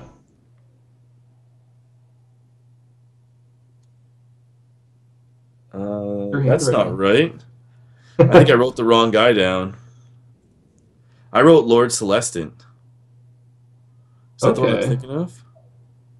So let me bring up the rules for the Lord Celestant. Extra. No, there's 2 of them that are close. My handwriting's atrocious. I'm sorry, people. This is unprofessional. My handwriting's atrocious. You think about Lord Castellant, yeah. I wrote it, and it. You know what? I'll hold it up. It is Castellant. Castellant. You can't read my writing. It's terrible. So I looked at it. I said, no, Celestant's shit. Why is there? Oh, it's the Castellant. Basically the Lantern Bro. Yeah. So this guy's number 2. He's 6 wounds, which I guess is a little bit better than average. Whatever. 3 attacks, 3+3+, -1 damage. I don't care about what he does. What I care about is that he can basically has a lantern, and within 12 inches, he does D3 mortal wounds, or he increases, which is the reason I take him, 1 saving roll on one of your units. So because if my Stormcast don't have a wizard, I happen to take Empire Wizards with them, which some comps don't allow, some do. Basically, one of my Stormcast units within 12 inches gets +1 armor save for free. Doesn't take up a magic level in CCBB comp, which is what I play. And it allows me to take lots of wizards, which I use warlocks because they don't have the hero keyword. So I can actually take lots of wizards, 2 units, 2 wizards, and then I can also take like a whole bunch of characters. And this guy plus the 2 warlock units mean I can add +3 armor save to my army per turn. Yeah. Yeah, when you stack it that way, I can see why this guy's so high on your list. That's something I hadn't considered, because of course in our comp, heroes and wizards don't share the same comp slots.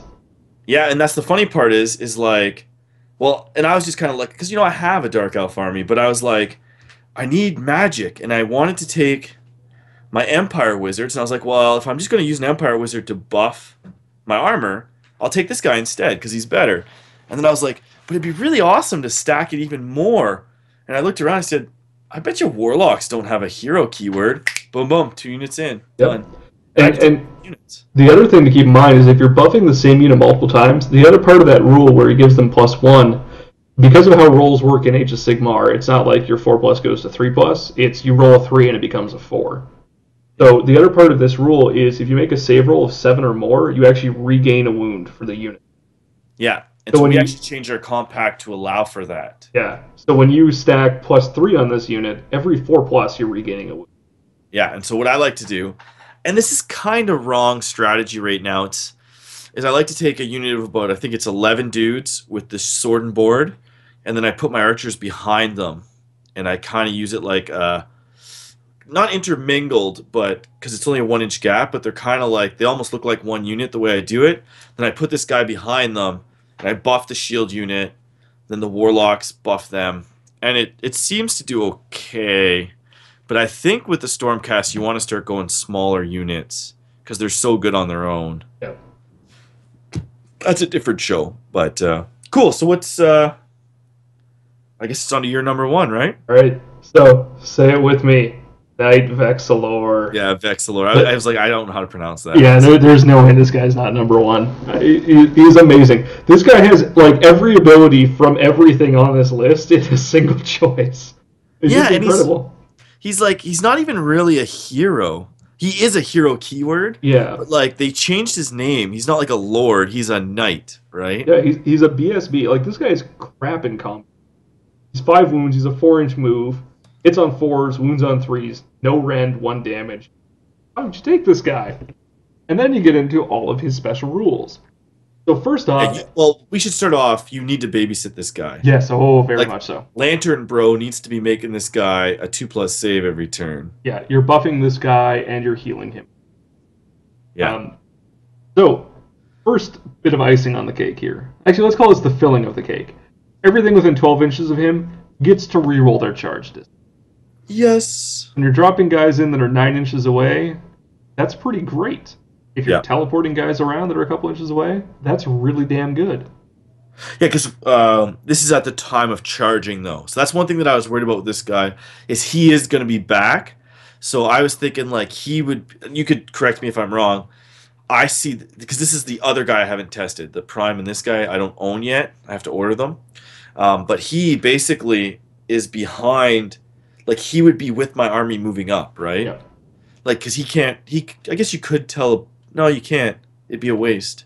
But you'd have to have that kind of moving across the board army to make this guy super effective, right? Potentially. So, what I saw with this guy is... Well, actually, let's talk about this after we get to the next couple abilities here. So, next thing he's got is Meteoric Standard. This is a once-a-game thing. Pick a point anywhere within 24 inches of him. Roll 2d6, add them together, and every unit within that range takes d3 mortal wounds. So, what I figured with this guy is, especially if you get top of turn, you've got him right at the front, maybe, well, hopefully, behind something LOS blocking. He peeks out. So your guys have moved up. He's sitting there, he shoots off his meteor or whatever, or he waits and just sits there at the front, as far up as he can be in a safe position. You've buffed him, whatever, he's going to live a turn. Go into the next turn, your opponent's moved up, you move up again, so your very tail of your unit's at 12-inch range. You get your reroll charge, you soften up all the enemy units with that, then you get to your last ability here. Pick any Stormcast Eternal unit, no range limit at all. You move them anywhere you want on the board that's more than 3 inches away from an enemy. Oh, you're wrong. You can only pick one for the game. Yeah, it's once for the game. But it's any unit. You only get one standard or the other. Oh, really? Yeah, that's why when you were telling me that he was like that your number one was the most OP and broken thing in the world, I didn't want to prod because I didn't want to ruin our list. But you get to pick one or the other. So I would always pick...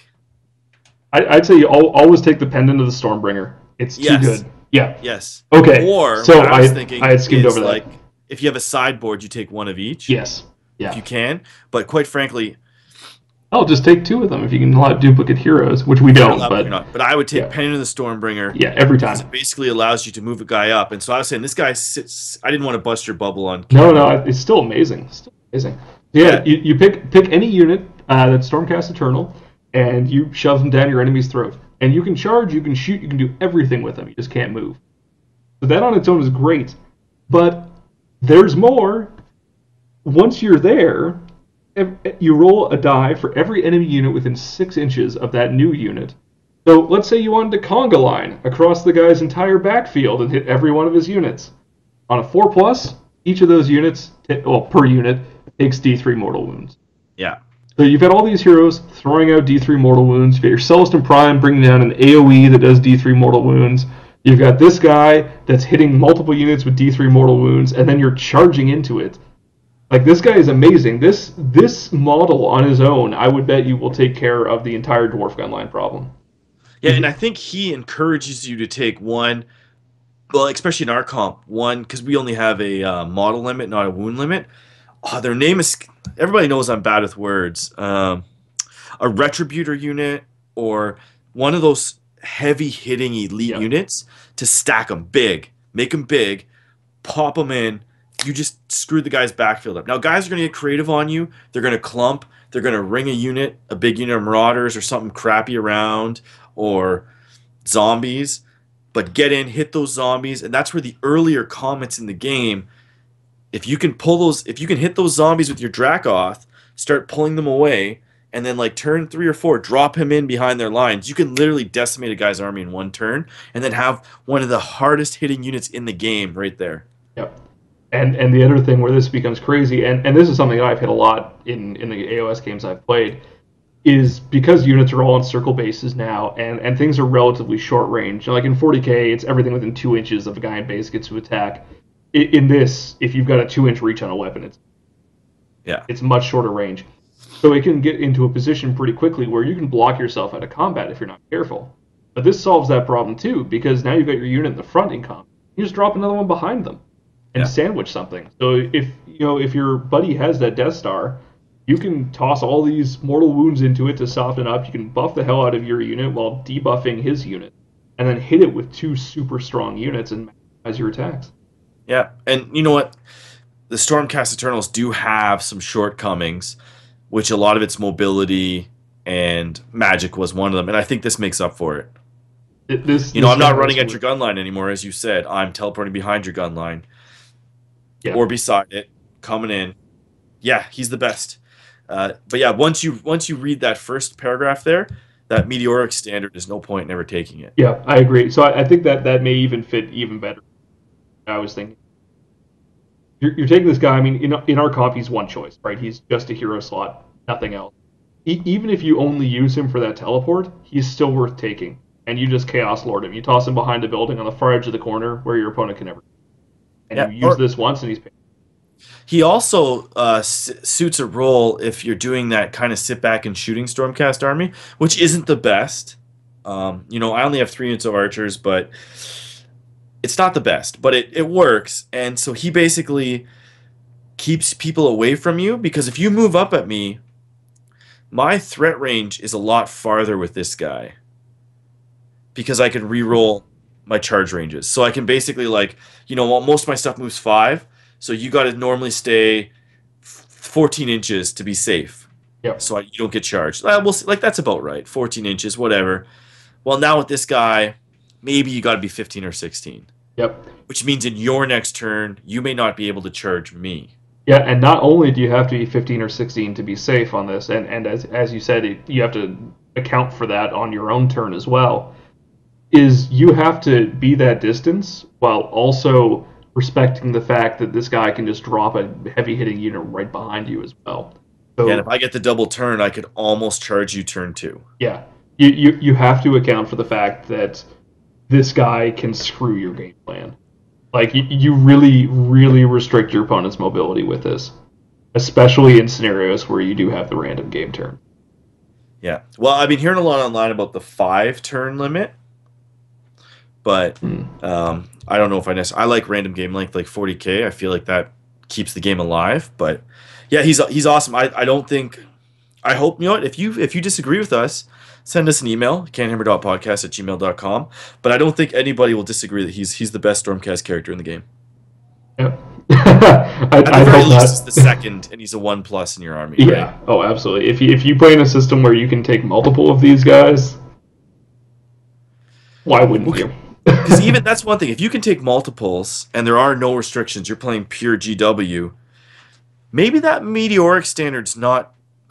It's just not great. But I'm just like, because you could kill a lot in one turn with D3 mortal wounds. Yeah, if you've got a bunch of these guys, it all depends on what the comp is.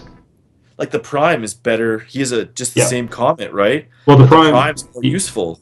Yeah, it depends. Like if you're playing in our comp, the Prime is more stuff, right? He's more wounds, which is the biggest thing. He's still a hero. You're He's playing, more, yeah. yeah. If you're playing an Azure comp, he's more points. If you're playing straight out of the box, who the hell cares? The points are made up. Straight out the box. They've been. Let's be honest. GW, they said that. They said we didn't put points because we want you guys to make the points. Yeah. And so once you get over that, right? So where these 5 or 4, however you want to look at it, where these fit, what order they fit in, whether they're a 1+ or a 5+ choice, really just boils down to whatever. But in ours, I'd say all of this is legit 1+ choice. Yeah, and I like that we limit them to 1 because you get variety, right? Yeah. Though, so one thing, and just some food for thought for everyone listening that wants to give us some feedback, and just something I've heard, is people are looking for either more heroes or allowing duplicate heroes, specifically because of Stormcast Eternals, because they have so many. So, something we may look into. I think it's going to depend a lot on playtesting. Abilities are. Yeah, I'm not ready to do that for the Stormcast, especially just because. Well, they're $40 kits now. I just like being encouraged to take one of each because it means that I like. That's the thing. When you allow, the more duplicates you allow, the less variety that you see in the game, and the less things become optimal.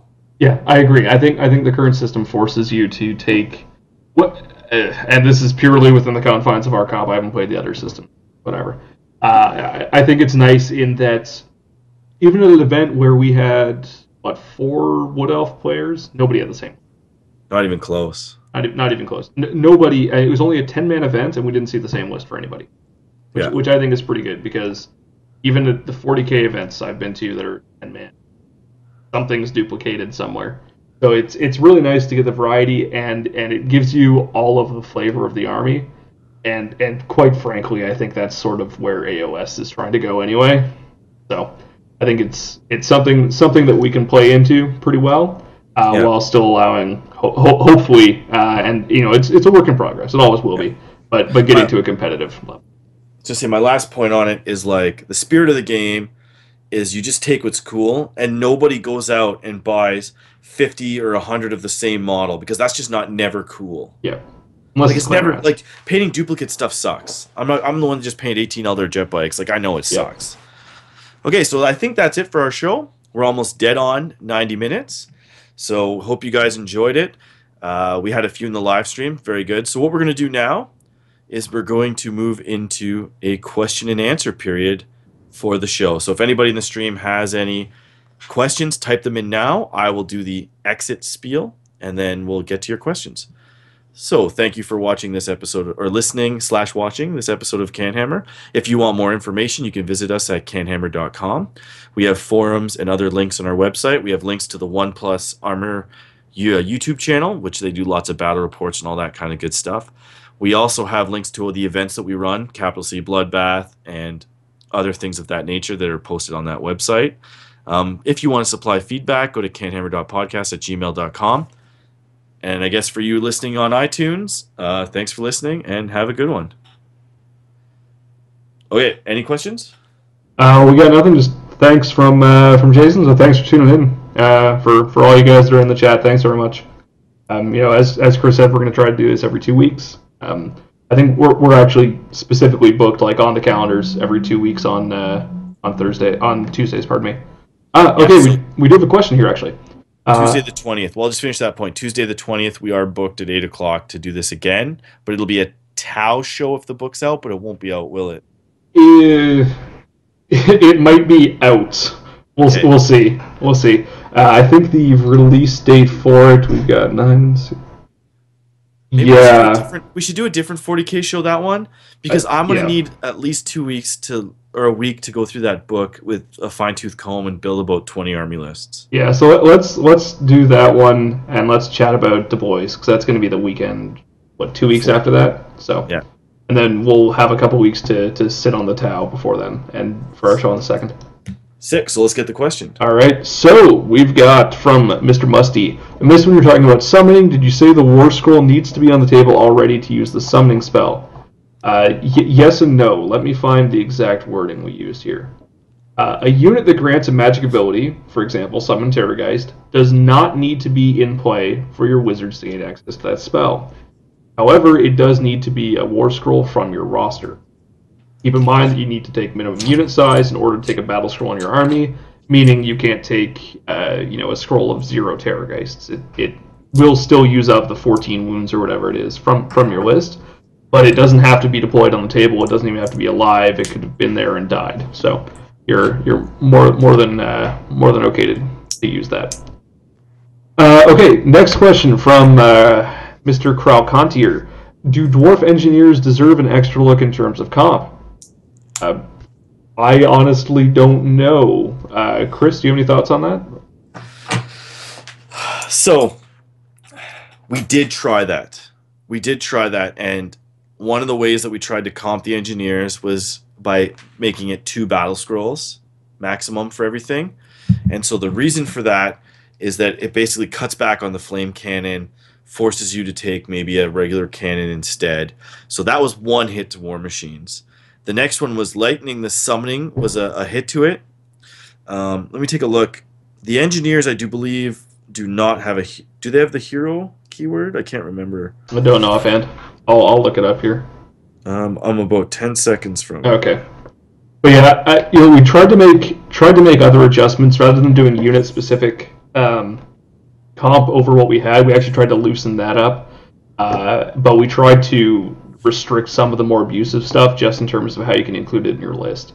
So previously, you could take 3 flame cannons. Now you can only have 2. You could have 6 heroes. Now you can only have 5. Yeah, so you can only have one of them. Okay. So he is a hero? Yes. Oh, okay. And it's in the hero phase, he can repair 1 War Machine within 4 inches that repairs 1 wound. All right, there you go. So if he's a hero choice, so I think there are a few things that have the engineer rule. So we may need to look into that. But if there is only one of them and it is a hero, you are only limited to 1 anyway. And with the change to basically how many War Machines you can take and the viability of going from triplicate to duplicate War Machines, I think that's a good starting point. I think what they're thinking is that if within the War Machines they have a rule that they do additional wounds if he is within range of them. So that's how Toonstra was able to exploit his dwarf list. That's a tough one because it's like, he's already limited to be 1. The War Machines there's less of them. And I'm trying to think, we're just going to have to let time tell.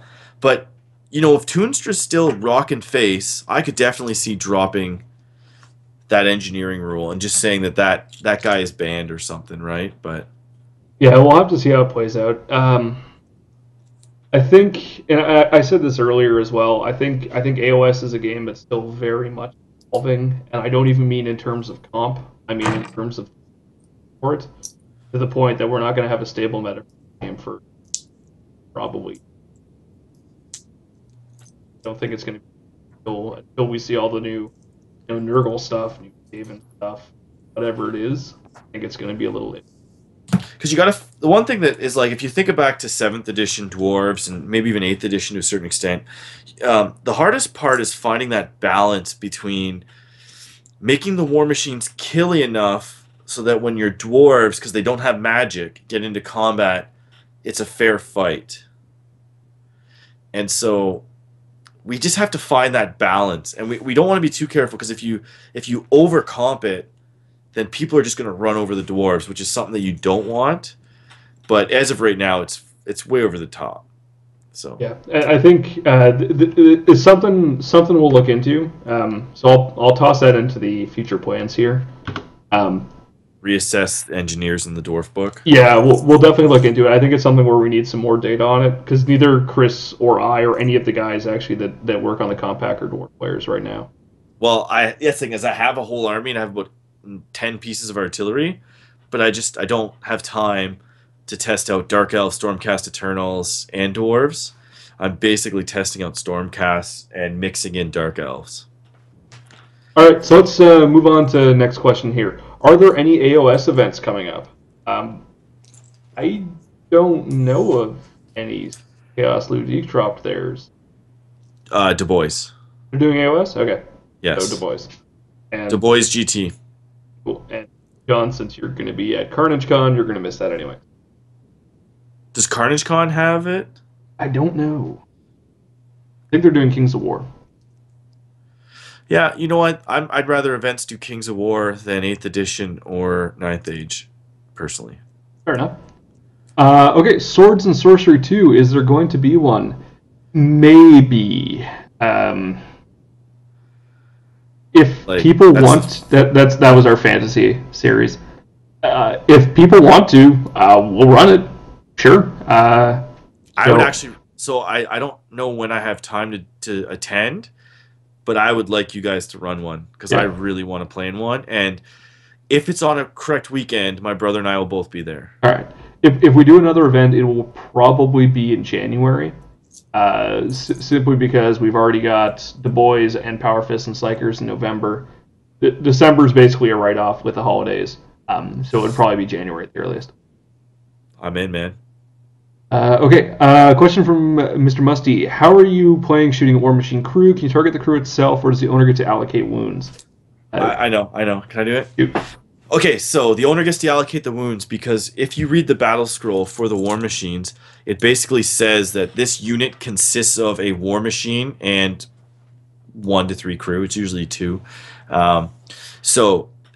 Just by going rules as written, when you target a unit, since this War Machine is a unit, the controlling player chooses who takes a save.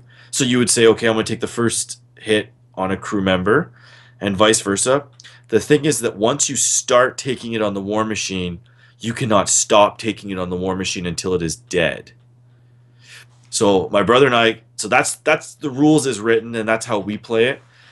So my brother and I were getting into some arguments on whether you target the crew first or the War Machine.